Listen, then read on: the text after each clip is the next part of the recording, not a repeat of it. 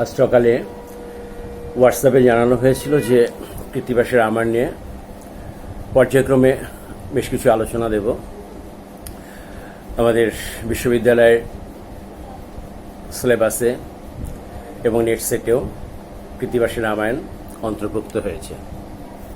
তো আমি পর্যায়ক্রমে বেশ কিছু কথা বলবো যা পরীক্ষার্থীদের কাজে লাগবে আশা করি। আসলে কৃত্তিবাস একটি জনপ্রিয় নাম। তিনি ভাষায় প্রথম রামায়ণাকার, মানে বঙ্গভাষায়। প্রাচীন পুঁথিতে তিনি কৃত্তিবাস নামে পরিচিত। তার নিজের হাতের লেখা কোনো পুঁথি কিন্তু পাওয়া যায়নি, কিন্তু তার ভণিতাযুক্ত পুঁথি প্রতিলিপি পাওয়া যায়। কৃত্তিবাসের রামায়ণ বহু গানের বিষয়, বহু পাঠক বা কথকের কথা।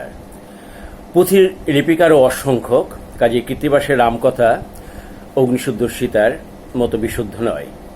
আসলে সঙ্গে অনুলিপির সম্পর্ক অনেকটা বস্তু প্রতিবস্তু ভাবের সম্পর্ক তা নয়, অনেকটা বিম্ব প্রতিবিম্ব ভাবের সম্পর্ক।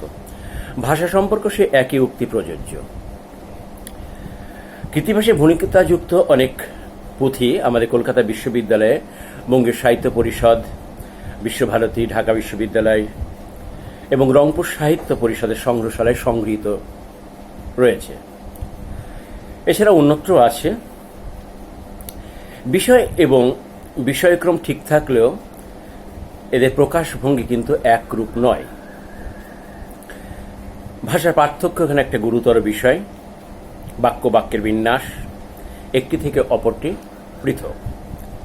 ছন্দ পয়ার থাকলেও সেখানে পংক্তিগুলির বেশিরভাগ ক্ষেত্রে অধিকাক্ষরা এবং পয়ার ভঙ্গ দোষ পুঁথিগুলির মধ্যে দেখা যায়। ফলে পয়ার ভঙ্গ দোষ যে অজস্র বর্ণশুদ্ধি সেই সঙ্গে এবং শব্দশুদ্ধিও ঘটেছে। এভাবে আমাদের কৃত্তিবাসের নামাঙ্কিত শ্রীরাম পাঁচালী যুগ থেকে যুগেই প্রবাহিত হয়ে চলেছে। কৃত্তিবাসের ভণিতাযুক্ত হলেও কোনো কোনো পুঁথিতে আমরা মধুকণ্ঠ, সুধাকণ্ঠ, প্রসাদ দাস প্রভৃতি গায়নের কথাও আমরা পেয়ে থাকি। আবার কেউ কেউ স্বতন্ত্রভাবে রামায়ণ রচনাও করেছেন। যেমন আমরা বলতে পারি যে উত্তরবঙ্গে অদ্ভুতাচার্য অর্থাৎ নিত্যানন্দ, বিষ্ণুপুরী রামায়ণের প্রণেতা কবিচন্দ্র, পূর্ববঙ্গের মহিলা কবি চন্দ্রাবতী, রানের রামায়ণ রচনাকার রঘুনন্দ গোস্বামী। কালক্রমে তাদের রচনাও কৃত্তিবাসী রামায়ণে স্থান লাভ করেছে। ফলে কৃত্তিবাসের রচনার সঙ্গে নতুন নতুন পালা সংযোজিত হয়েছে এবং সেই সংযোজন গায়েন কতকের না লিপিকারের সেটা নির্ণয় করা দুরূহ কাজ। ফলে কৃত্তিবাস তার নামেরও রূপান্তর ঘটেছে। কৃত্তিবাস তো শব্দটি স্তুতিবাচক বিশেষণ নয়। এখানে কৃত্তিবাস সে রচনায় এই অপভ্রষ্ট দশাদুষ্ট। বর্তমানে কৃত্তিবাসী রামায়ণ কৃত্তিবাসের অপভ্রংশ মাত্র। পুঁথির রাজ্যে কৃত্তিবাসের রচনার যে বৈকল্য ঘটেছে, মুদ্রণ যুগেও তা বেহাল কিন্তু কম নয়। তবে ঊনবিংশ শতাব্দী একেবারে প্রথম দিকে অর্থাৎ 1803 খ্রিস্টাব্দে প্রাচীন পুঁথির পাঠ মিলিয়ে শ্রীরামপুর মিশন থেকে কৃত্তিবাসের রামায়ণের প্রথম কাঠের অক্ষরে মুদ্রিত হয় এবং সেই আখ্যাপত্রে লেখা থাকে বাল্মীকিকৃত রামায়ণ মহাকাব্য কৃত্তিবাস বাঙালি ভাষায় রচিল। মুদ্রিত এই গ্রন্থে প্রাচীন পুঁথি ভাব, ভাষা, স্বাদ কিন্তু দুর্লভ নয়। এখানে পয়ার ছন্দ প্রায় অধিকাক্ষরা। আমরা এখানে পংক্তি শেষে দেখি কোনো ছেদ সেই অর্থে নেই এবং দুই পংক্তির শেষে আছে দুটো দাড়ি, ছেদ যাকে বলি। এবং শিকলি বা স্বর্গ নামগুলো কোনো শীর্ষ নাম নেই স্বর্গনামে। সাধারণত একটি গ্রন্থ যতদিন আসলে হাতের লেখায় আবদ্ধ থাকে ততদিন তার রূপ বদল হয় দ্রুত। মুদ্রণ যন্ত্রের প্রসাদে সংস্করণে পরিবর্তন হয় কম। কিন্তু আশ্চর্যের বিষয়, মুদ্রিত হলেও কৃত্তিবাসী রামায়ণ রূপান্তরে হাত হতে অব্যাহতি লাভ করেনি। শ্রীরামপুর হতে 1829 থেকে 30 খ্রিস্টাব্দে আদি হতে কিষ্কিন্ধাকাণ্ড পর্যন্ত মোট 4টি কাণ্ড প্রকাশিত হয়। তারপর 1833 থেকে 34 খ্রিস্টাব্দের মধ্যে অপর 3টি কাণ্ড প্রকাশ হয়, যদিও গ্রন্থ মধ্যে বা অন্যত্র কোথাও তা উল্লেখ করা হয়নি। তথাপি আমরা সকলেই জানি যে শ্রীরামপুর এর দ্বিতীয় সংস্করণ পণ্ডিত প্রপর জয় গোপাল তর্কালঙ্কের দ্বারা সংশোধিত হয়েছিল এবং গ্রন্থখানি প্রকাশিত হবার পূর্বে সমাচার দর্পণে বিজ্ঞাপন বের হয়েছিল। সেখানে বলা হয়েছে যে রামায়ণ কৃত্তিবাস পণ্ডিত রচিত সপ্তকাণ্ড রামায়ণ বহুকাল পর্যন্ত এতদ্দেশ প্রচলিত আছে, কিন্তু এই রামায়ণ গ্রন্থে লিপিকর প্রমাদ এবং শিক্ষক ও গায়কদিগের ভ্রম প্রযুক্ত অনেক অনেক স্থানে বিচ্যুতি ও পয়ার ভঙ্গ, পয়ার লুপ্ত ইত্যাদি নানা দোষ দুষ্ট হয়েছে। সংশোধিত শ্রীরামপুর দ্বিতীয় সংস্করণের ব্যাখ্যা আবার ভিন্নতর। সেখানে বলা হয়েছে বাল্মীকিকৃত রামায়ণ কৃত্তিবাস কর্তৃক গৌড়ীয় ভাষায় রচিত দ্বিতীয়বার ছাপা। শ্রীরামপুর এই সংশোধিত সংস্করণে কৃত্তিবাসের পরিবর্তে কীর্তিবাস ব্যবহৃত হয়েছে। প্রথম সংস্করণে বাঙালি ভাষা গৌড়ীয় ভাষা রূপান্তরিত হয়েছে এবং ছাপা সত্যি সুন্দর। এটা খুব সম্ভবত কাঠের অক্ষরের বদলে এখানে সীসার অক্ষর ব্যবহৃত হয়েছে। এই সংস্করণে পয়ারে 14 অক্ষরের পংক্তি বন্ধন যথাসম্ভব অব্যাহত হয়েছে এবং প্রতি পংক্তি শেষে 1 এবং চরণ শেষে 2 দাড়ি প্রয়োগ করা হয়েছে। ভাষার গ্রাম্যতা দোষ ও বর্ণশুদ্ধি এখানে সংশোধিত হয়েছে।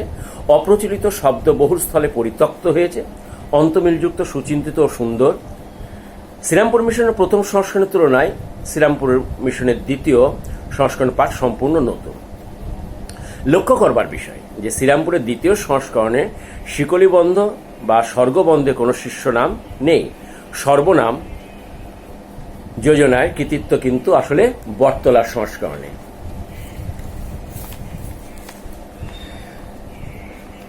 ধর্মগ্রন্থাদি প্রকাশে বটতলার প্রকাশকের স্থান উল্লেখযোগ্য। এ বিষয়ে প্রকাশক এবং পুস্তক বিক্রেতা মোহনচাঁদ শীলের নাম স্মরণীয়। তারই উদ্যোগে এই বটতলা হতে রামায়ণ মুদ্রিত হয়। এই মুদ্রণ শ্রীরামপুর মিশনের প্রথম সংস্করণে প্রায় 25 থেকে 30 বৎসর পরে। তার দেখা দেখি বটতলা হতে আরও কয়েকটি রামায়ণ প্রকাশিত হয়। তাদের আদর্শ শ্রীরামপুর মিশনের প্রথম সংস্করণের আদর্শ হতে কিন্তু ভিন্ন। হীরেন্দ্রনাথ দত্ত মশাই এ বিষয়ে জানিয়েছেন যে 1850 খ্রিস্টাব্দের পর বটতলা হতে যে রামায়ণ প্রকাশিত হয় তা শ্রীরামপুরী রামায়ণে জয়গোপাল তর্কালঙ্কার কর্তৃক সংশোধিত সংস্করণ।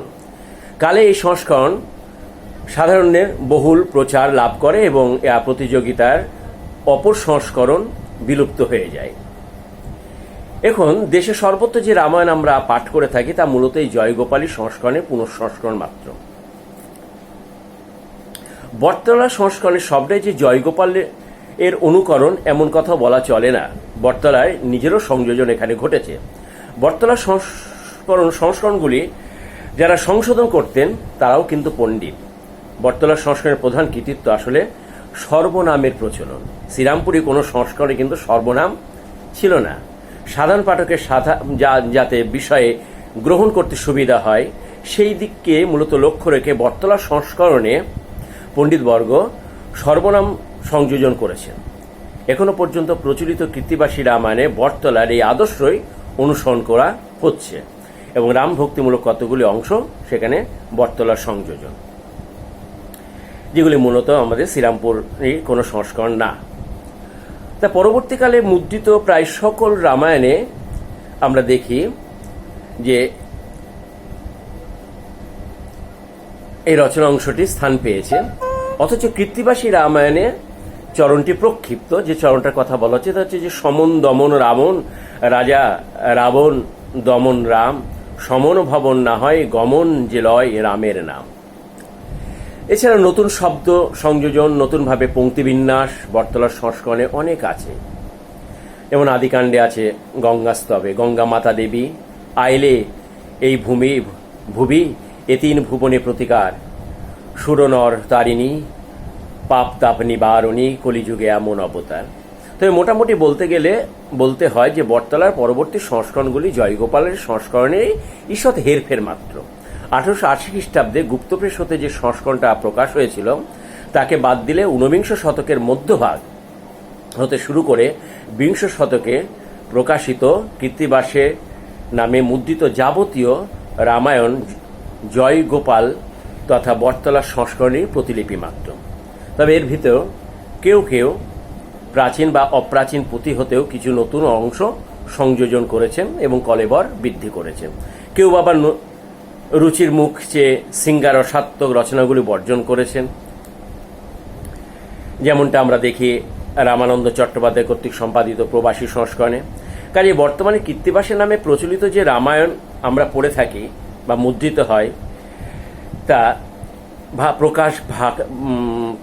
ভাষা প্রকাশভঙ্গির দিক হতে মূল কৃত্তিবাস নয়, কৃত্তিবাসের একটা ভাব কঙ্কাল মাত্র।